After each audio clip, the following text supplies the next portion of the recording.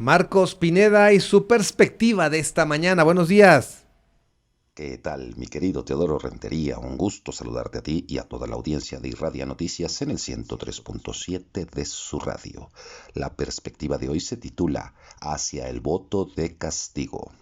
Entre las variables asociadas al comportamiento electoral, es decir, al estudio sobre las decisiones de por qué y cómo los electores votan como votan, hay algunas que no necesariamente ayudan a explicar el voto a favor de un determinado partido o candidato, sino los porqués del voto en su contra por parte de los ciudadanos.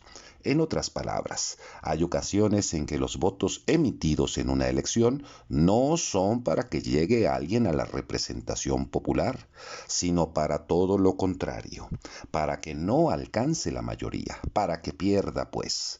Usualmente solemos denominarlo como voto de castigo. Ese tipo de variables parten de evaluar aspectos como el desempeño de los funcionarios, los resultados al frente de sus encargos, su honorabilidad y demás. En ellas, lo fundamental es la percepción que los electores tienen de sus gobernantes, y su correlación es muy fácil de entender. A mayor aprobación, mayor probabilidad de voto, y a menor aprobación, menor probabilidad de que el votante decida sufragar de nueva cuenta por un mismo partido o candidato. Cuando los niveles de desaprobación son elevados hacia un partido o algún candidato, se produce el fenómeno del voto de castigo. Consiste en que en lugar de que el elector decida salir el día de la jornada electoral a emitir su voto a favor de un candidato, lo hace con toda la intención de que ese candidato o el partido al que pertenece no gane las elecciones.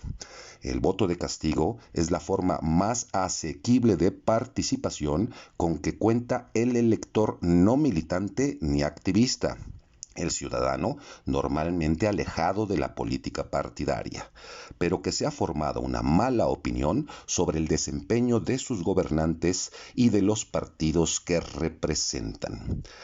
Es interesante analizar la manera en que el voto de castigo ha funcionado en otras latitudes, pero no hay tiempo ni espacio en esta pequeña colaboración para hacerlo. Centrémonos en lo esencial para el caso de México.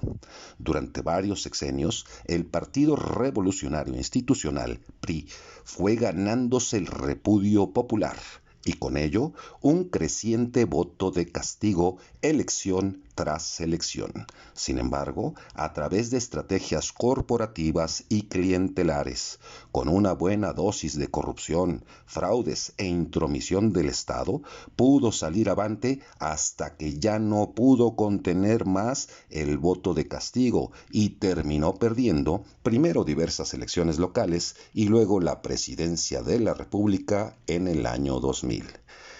En las elecciones de gobernadores y presidentes municipales resulta muy evidente el voto de castigo al analizar los históricos de los resultados electorales y contrastarlos con la percepción que tienen los ciudadanos de sus gobernantes.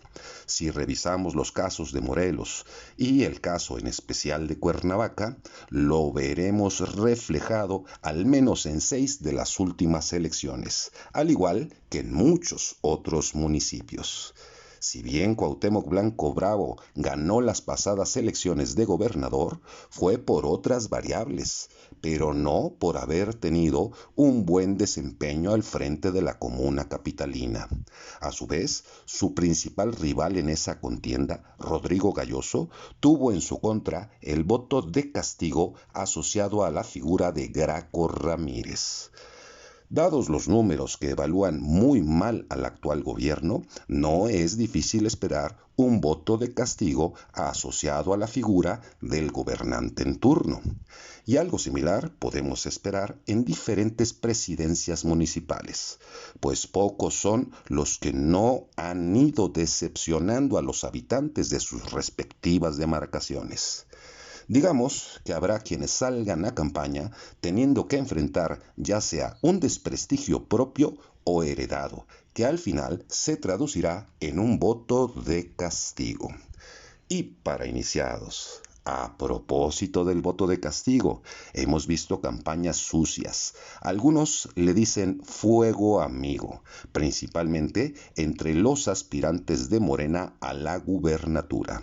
En unos casos buscan asociarlos con Graco Ramírez y en otros con Cuauhtémoc Blanco o Ulises Bravo, creyendo que con eso los desprestigian.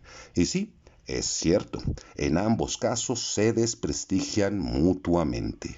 Lo que no se dan cuenta es que con esas guerras sucias incrementan la posibilidad de un voto de castigo, tan asociado a Ramírez como a Blanco, abriendo la puerta para que por ahí pudieran ganar otros, no por méritos propios, sino por resultar beneficiarios indirectos del hartazgo de la gente con los malos gobiernos, como ya lo hemos visto en muchos de los que hoy ocupan curules o cargos.